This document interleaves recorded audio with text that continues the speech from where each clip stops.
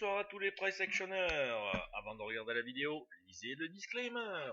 Je vous rappelle que cette vidéo n'est absolument pas un conseil en finance. Notre CAC 40, alors en journalier, que s'est-il passé? Eh bien, notre zone de guerre est toujours active. Là, on vient d'essuyer un superbe L2 au contact de la moyenne mobile. On va pouvoir, voilà, déplacer ça ici. Là, nous avons le L1 au contact moyenne mobile 61,8 qui a été repoussé. Hop, L2 en situation de 20 moving average puisque cela fait plus de 20 bougies que nous sommes à l'extérieur de la moyenne mobile. Là, nous venons de déclencher le signal. Un passage sous les 64 nous mènerait très très bas, c'est-à-dire dans les abysses du CAC 40. Voilà. Au niveau des 4000. Et oui, ça paraît loin, mais c'est pas si loin que ça à mon avis.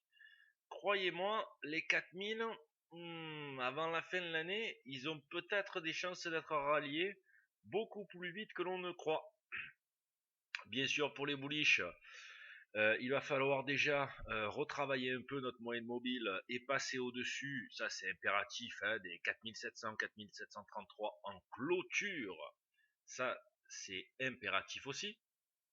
Mais pour l'instant, on est toujours bearish. Alors, en une heure,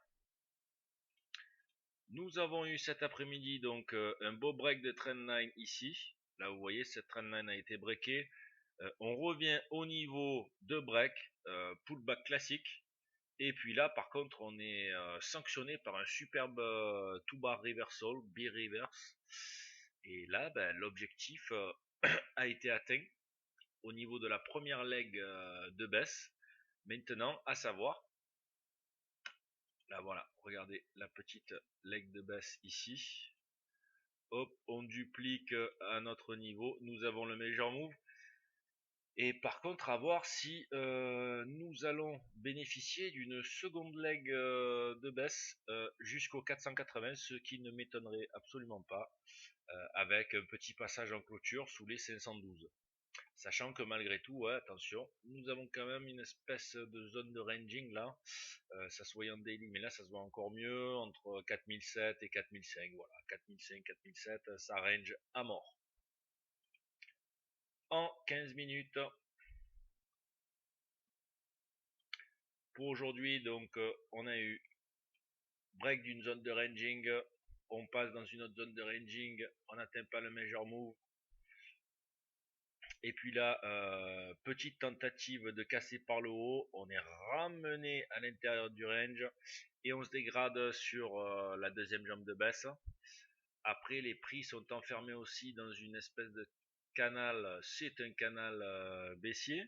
Donc vous pouvez être cassé à la hausse et à remonter sur les 4660. Donc bon, tant qu'il n'y aura pas, si vous voulez, d'essorage massif, tant qu'on ne va pas encore subir une belle journée à -3, -3,5, il va y avoir, je pense, système de yo-yo ou de ranging quoi, au niveau du daily.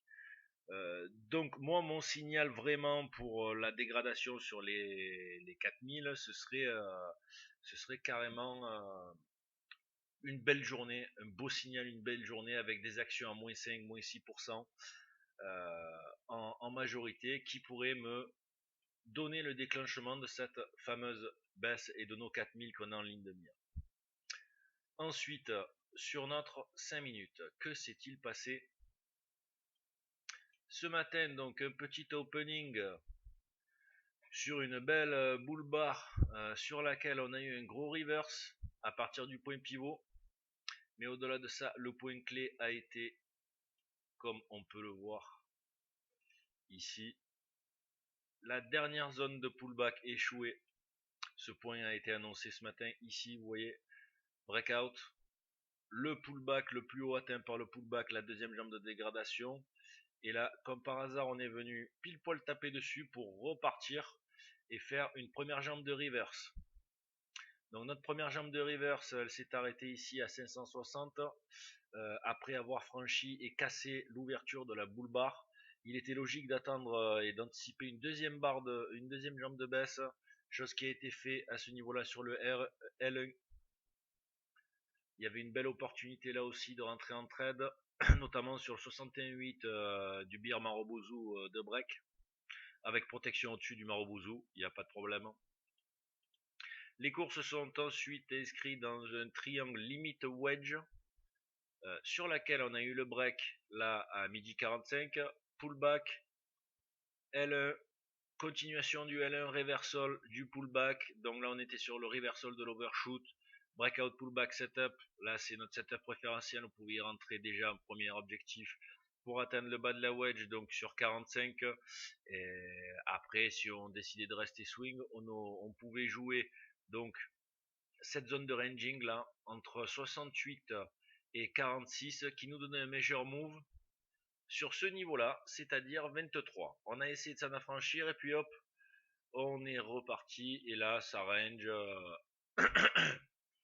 ça range à mort. On est remonté encore une fois où ça, sur le niveau de break en 1 heure de notre trendline ici verte. Oui, je sais, aujourd'hui c'est un peu compliqué, il y a pas mal de convergence d'unités de temps. Voilà, en fait, ce moment-là, c'est celui-là, hein, où on a fait un pullback sur la trendline. On peut le voir ici, donc là encore du price action. Là, on a un L1 reversal, L2 reversal, une confirmation sur celui-ci. Il y a des traders qui ont pris ce trade aujourd'hui. Et puis, on pouvait laisser filer déjà au moins sur les 61,8 de la hausse, par exemple. Et vu le Marubozu qui est survenu au niveau de la fermeture, bon, ben là, on pouvait aisément sortir au previous low sans problème. Parce que là, bon, demander encore un major move au point près, c'était peut-être ambitieux, même si on a atteint l'objectif, c'était ambitieux. Et là, on remonte sous forme de petit canal haussier. Voilà, donc les prochaines journées vont être très importantes. Toujours à la sauce bearish pour moi, mais j'attends une journée violente. Peut-être pas pour demain, mais j'attends une journée violente. Voilà, ça c'est dit.